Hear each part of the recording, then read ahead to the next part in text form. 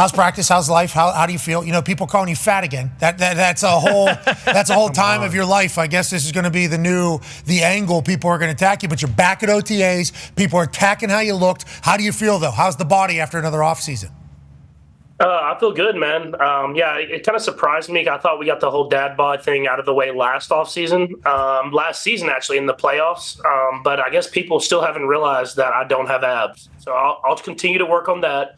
And hopefully one of these days we can figure out how to get a looser T-shirt. I mean, the backpack's just holding my shirt in, man. Yeah. Looser T-shirt at least. Yeah, I understand. And also you got that, because you're so explosive, you got that massive ass. So the T-shirt sits up on the ass too. It's because you're so athletic that you look this way. But this is your new world, pal. Everything you do is going to be overanalyzed and chit-chatted about because you're on your way to GOAT status at such a young age. Congrats again for that. Yeah. This comes with it. I appreciate you. This comes with, this guy's fat. We got to find things that aren't perfect to this guy because seemingly everything else is perfect. We are very lucky to watch your time. Let's talk about it a little bit. You're in the middle of the business era now, it feels like. I saw you give a speech at, I think, at Sports Illustrated, talking about the women's soccer team that you and your wife are invested in, about the other businesses you're a part of. And now, boom, we got Throne Sport Coffee. Yeah. This is awesome. How'd you get into this? And what should people expect whenever they open up a Throne Sport Coffee on the go? Yeah, no, I actually got into it very naturally. A guy named Michael Fideli, who's the guy who invented Throne Sport Coffee, reached out to me because he heard I drank a lot of coffee. And he basically said, I have a healthy iced coffee. Would you have any interest in it? And I definitely was very interested. It's something that I drink on a daily basis. Whenever he actually gave me samples first, and I tried them. I liked it a lot. We kind of tweaked some things here and there, and whenever you can have amino acids, natural caffeine, some vitamin B, all the healthy stuff that you get in all those healthy hydration drinks, but in a coffee, it seemed perfect for me. And I mean, I'm crushing them on a daily basis now, and I'm excited for the world to get to really get into them. Absolutely. You can get some at sportcoffee.com. It's also available on Amazon. Whoa, that feels like a cheat code. Yeah, it's huge. Hey, let's go business. Yeah. Let's go business. That's good business. Amazon, man, you can't go wrong with that. Dude, overnight, literally just overnight, like you could just get probably a pallet of 100 of these. Now, the office has had a few of these for the last few days. We also, coffee drinkers over here, love the buzz, love the energy. I believe the Mocha Java is the fan favorite over here. French vanilla, not beloved by everybody because we don't have a sophisticated enough palate, but everybody's going to have. What is your favorite? I like Mocha Java as well. I also like the salted caramel or caramel from whatever region of the country you're in. I like both of those. And then the black coffee's easy. I drink black coffee anyways if I drink it hot. So just have a nice, easy option with no flavor. I mean, they're really all good, man. It just depends on your taste. That's real. And there's so many different options of coffee. I've gotten into it as I've grown older, and I do feel like an old man whenever I'm having my coffee. My wife loves it. She makes great espresso and everything. These are Hey, you did it. Got one. Uh-huh. It feels like a good business. It's in our fridge. It's literally stuck to our fridge. The salted caramel one ran out quick. I believe everybody grabbed it. So congrats to that. Are you going to be able to be focused enough to still play football, Pat? Good question. You said you're going to be focused enough to still play football? I'm gonna be too focused. I think the thing is, sometimes I drink so much that I kind of get too amped up, too excited for the day. So no, I'll definitely be focused, man. And it's a substitute for me for some of the other energy drinks or whatever you wanted to drink. And so now I can just focus on my hydration and sports coffee to get me through the day of those long, meetings and stuff that we do in football. Yeah, you do. I didn't have to do that. For me, it was pretty short meetings. I'm meeting and you're at the golf course. That's how it rolled. Actually, cornhole. Yeah, I stayed in the building. I was in the locker room. I got real good at the cornhole. I got real dialed in, felt good. Was a little bit of a hustler. But let's talk about this. Because you got businesses. People are going to buy it because you're associated with it because you're Patrick Mahomes. You've had all this success in the world already at such a young age. You've gotten paid massive. Now you're due. Well, it's not. Yep. Other contracts have happened. You don't have to be the one doing that. But it still feels like you guys are incredibly hungry and driven. Do you think it's because your dad, professional athlete? Do you think it's because you're coaching? Why do you think you have the jib of a guy who just constantly wants to keep going as opposed to getting satisfied ever? Yeah, I think it's just I understand how lucky I am, man.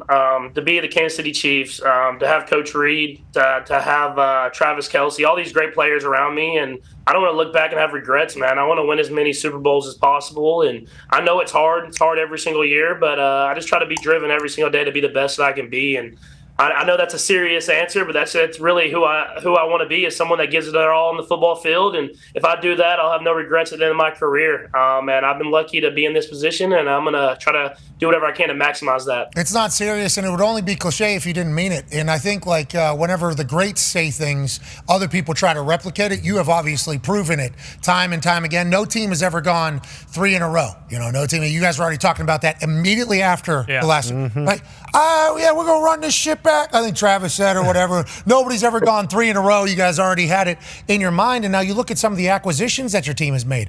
We got Hollywood, obviously incredibly explosive and fast and can make all the plays. You bring in the fastest 40 in the history of the combine. It feels like it's cheating with your style of offense.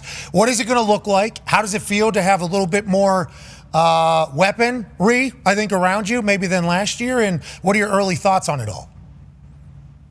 Oh, man, I'm excited. I mean, just getting those guys out there. I mean, Hollywood's been making plays all week long, and since we started the OTAs, practice against the defense.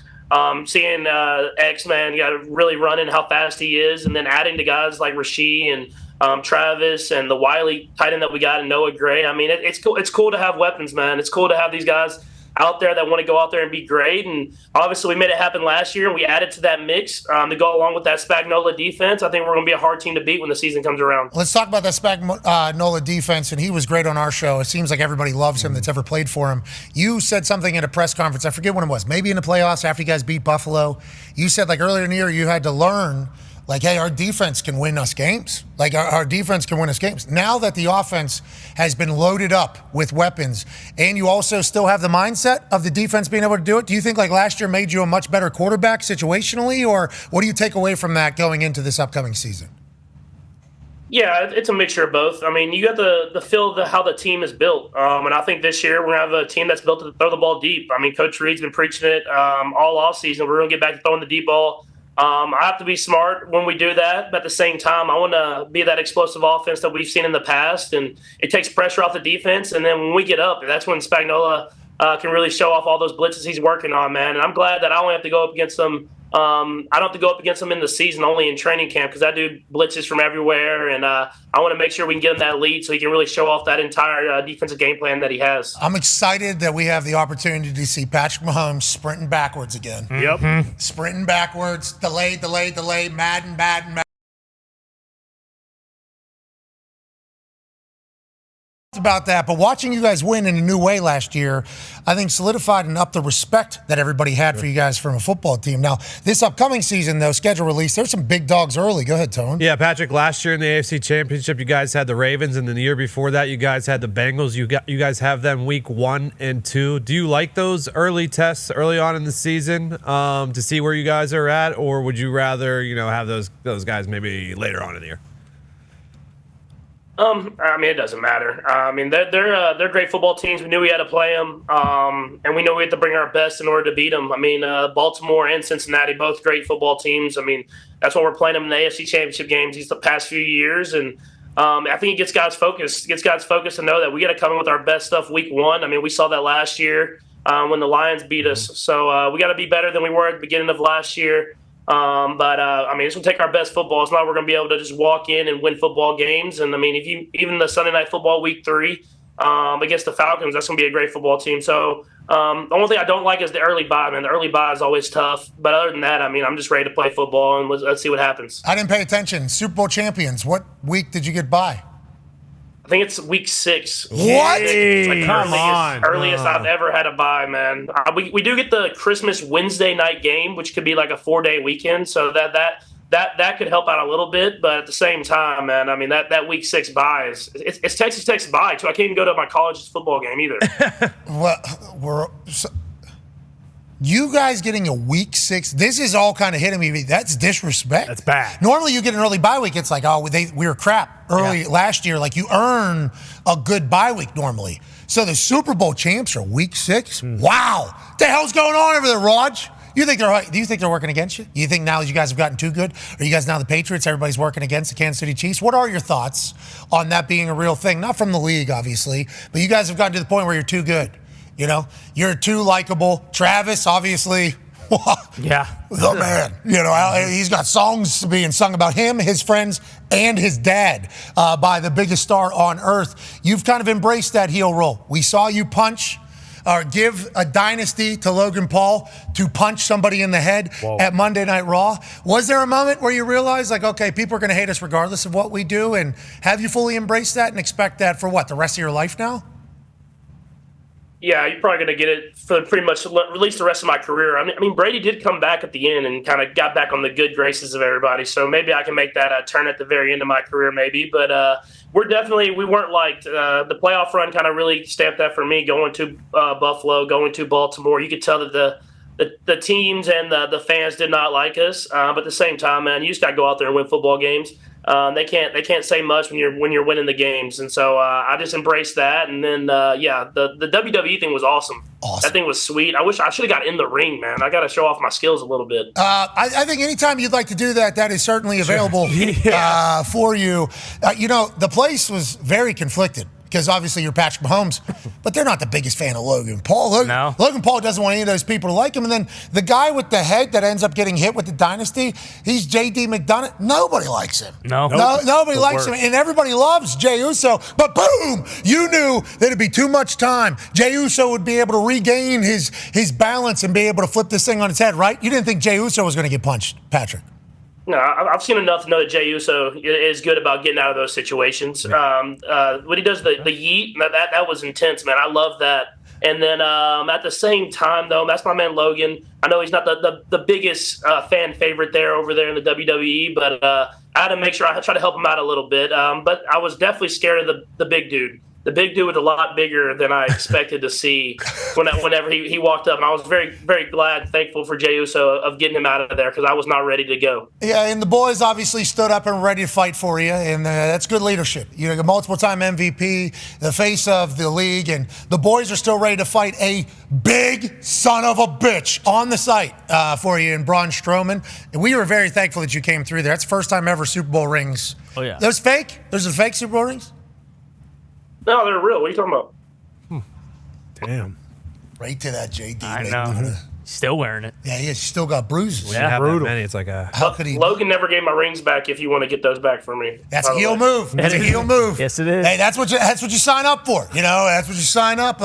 Let's talk about. I wanted to chat about. You said at the end of Tom's career, people started coming back around. Do you and Tom talk? Feels like that would be the only human maybe that would understand potentially where you are in the history of the game, potentially. We do talk a little bit.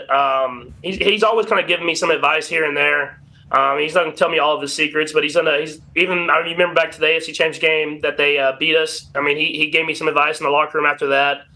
He's a really good dude, man. I'm glad that he was able to go out there and win those Super Bowls, except for the one against me, and really just show off what hard work and dedication can really do. And it's taught me a ton of I got to continue to get better and better. And you saw that throughout Tom's career. And when I do reach out for advice, he's willing to give that. And I think he's going to make a great impact on the game, calling games, and then at the same time giving advice to young players. So when Tom and you talk about, advice and stuff, he says, they're going to come for you. People are going to hate you. You're going to have to rebuild your team multiple times, and don't ever do a roast. Is that how it goes?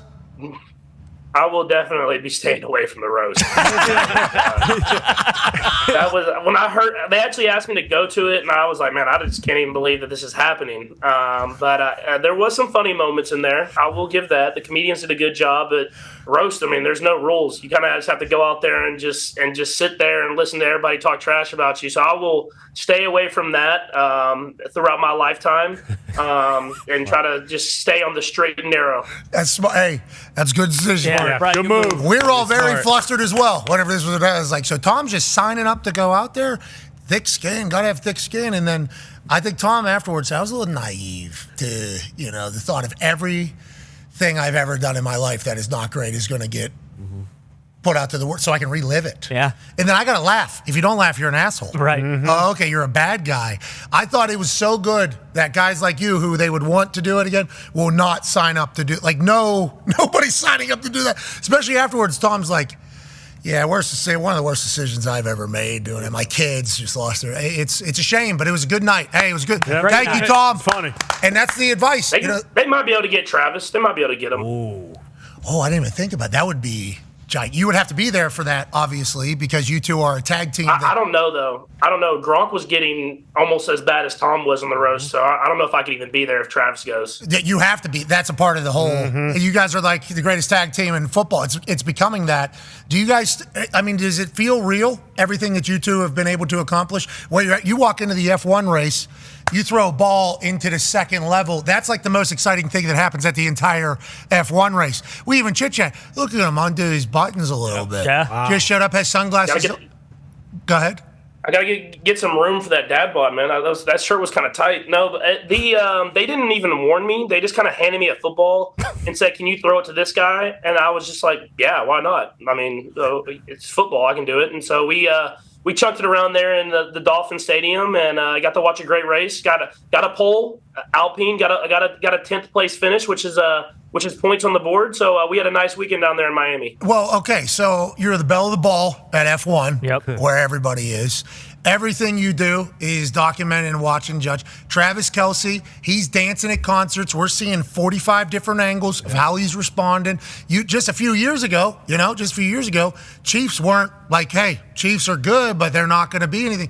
Could you guys ever imagine where you're both at right now? You two are like the faces of the NFL in Kansas City, and obviously playing at a higher level than everybody else still. Yeah, I think you'd be lying to say that we could have imagined the run that we've been on. I mean, obviously this is the goal. You wanted to win Super Bowls and you wanted to do it as quickly as possible. But I think when we look back on it, we'll even realize how special it's been. Right now, we're just embracing the moment, being able to come to work every single day and play football and win football games, then to live all our dreams outside of football. It's been a lot of fun. I haven't been able to travel like Travis because I got kids, but I've been able to move around a little bit within the United States and kind of take my kids and let them see stuff that they probably won't get to see again because of how this run that we've been on. Yeah, I assume you're getting invited to a lot of things. Yeah, it's wild you didn't go to Lake Como. Yeah. Heard Travis was at Lake Como this weekend. My algorithm also tells me everything Travis is doing with his life. Always. And then my wife will tell me everything that Taylor's doing. So I feel like I'm a part of their relationship. I couldn't even imagine being on that side of it all. You guys are handling it great. You need to know that. Oh, yeah. Legit. Just appreciate it. I appreciate it, man. We enjoy it. It's been a fun run. I like to take some of the credit. I was the one who invited Travis to the first Taylor concert when the friendship bracelet was. He was sitting in my suite, so I feel like I was the matchmaker. I had some input in there as well. I was like, dude, you just go for it. Just go for it. And you know, Travis, man, he does it, and he's a great dude, and I'm glad that it's all worked out for the best. Potentially going to be the greatest football player of all time, greatest matchmaker of all time, maybe. Unbelievable. I mean, there's a chance that this guy's greatest sport coffee investor in the history of business. I mean, the accolades go on and on. Speaking of that, with how much success you've had, Ty has a question for you. Yeah, Patrick, at this point in your career, coming off 2 Super Bowls, everything you've accomplished, well on your way to being the greatest of all time, like, what do you even have to work or improve on, like, going into an offseason? Like, when you're going into OTAs, offseason, and then training camp, like, is there anything specific that you're like, okay, this is where I wasn't very good last year, this is where I need to be better? Or is it more so just like, hey, I know that I'm going to be ready when the lights come on, and now it's kind of just like building that rapport with my new teammates and kind of shaking some of the cobwebs out from not throwing the football around for a little bit? Kind of both, man. I mean, you want to. I think what I wanted to emphasize this year was getting back to the deep passes. I feel like I missed some last year. Where prior years I'd hit them, so I'm trying to make sure that I push the envelope, and especially in practice, and try to see if I can continue to work on that and hit some of those deep passes that I missed last year. And then with all the new guys that we have, you got to kind of, like you said, get on the same page with them. I mean, Hollywood, Xavier, some of these guys I've worked with a little bit, but I want to continue to get that work in with them, and so that we can get them up to speed. And whenever we get on that football field here in the early September, we're ready to roll from the beginning because, like y'all said, man, we play 2 great football teams to start off the season. Do you feel like there's a time of year where you guys, obviously the end of the year is when you guys are always playing your best ball. You guys get bored in the middle now at this stage because of how many dubs you've had? Is that a thought too? Like last year, there was a couple games. You were sick. It was windy. Denver. Christmas. Back-to-back weeks. Yep. There was you were sick, I think, one of these games. And then it was windy. Super windy. The wind was insane. But there was a big turn. It was Chiefs is no longer the Chiefs. And literally all I kept saying, loud stooge, just because I wanted to believe.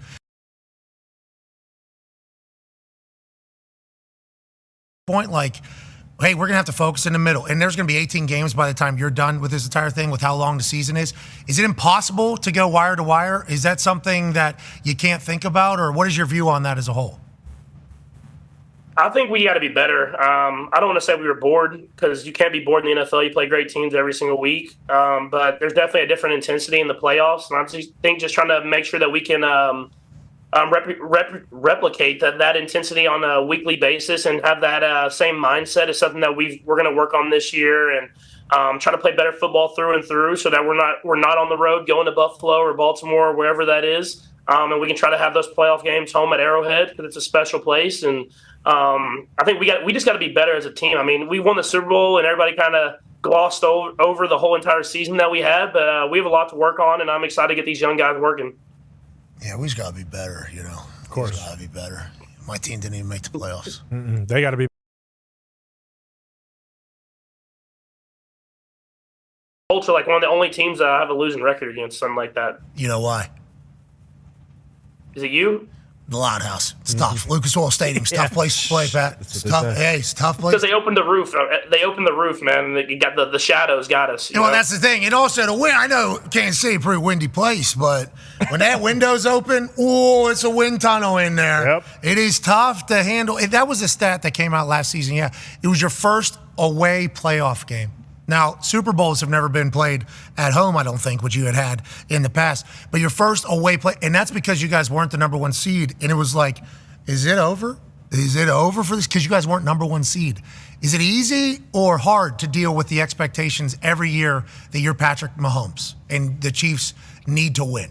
Having a road playoff game was have they lost their fastball? Uh-oh. That's a real thing that's happening now at this stage of where you guys are. Is that easy or hard?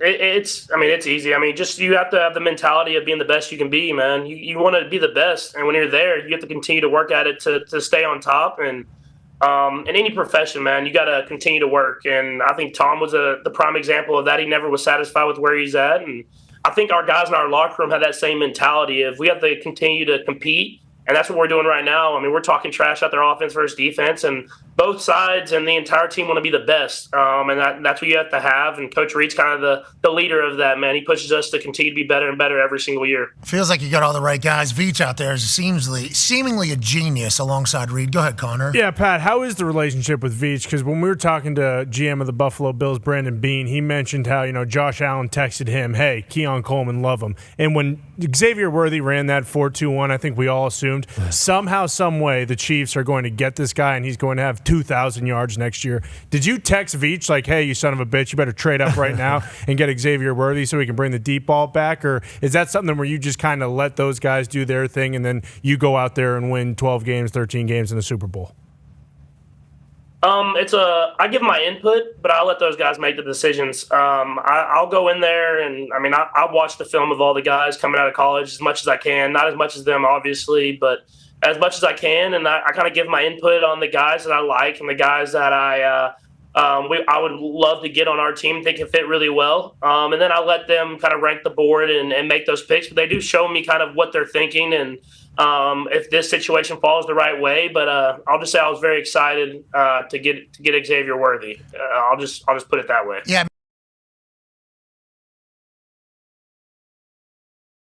How is this what this is? Because Tyreek Hill, obviously, it was a different Chiefs offense, had success.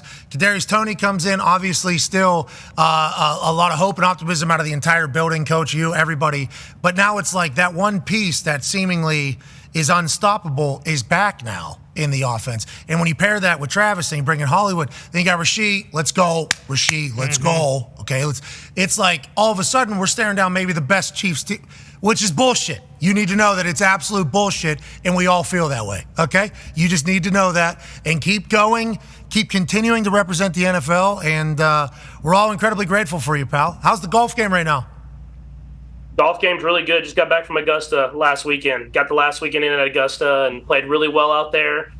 Played great from the members tees, and then tried to play the pro tees. Did not go as well. Did you say on the property there? Oh yeah, suit and tie, baby. Oh, we lost you. Is he gone?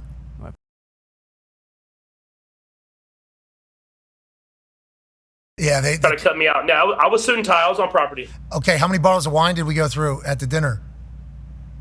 You know me, man. I'm not a wine guy. I'm a Coors Light guy. That's just who I am. I've heard. I think the Kelce's right. Then Jason. I think on New Heights, Jason and Travis talked about how, Patrick always says Travis is a party guy or whatever. They're saying the amount of Coors Lights that you can put down is an absurd amount, and then you're just completely operating as if nothing happened. Actual football guy doing everything you're doing. It's a beautiful thing. It's a beautiful thing, Patrick. Yeah, I mean the dad bod doesn't happen by itself, man. You got to get some Coors Lights in there. Boom. Hey, man. Got to keep living. Yeah. Still like ketchup? You done with ketchup now? I'm still a fan of ketchup, not as much as I was as a kid, but still have ketchup on most things. What is the high society taste buds that have gotten in? We got cars. Obviously, we've seen everybody's seen the house. Yeah. House is phenomenal. Great work on that. You deserve it. You've earned it. But cars, anything else? I got a good amount of cars. They gave me some free cars, so that helps. And then I have a couple of expensive cars myself.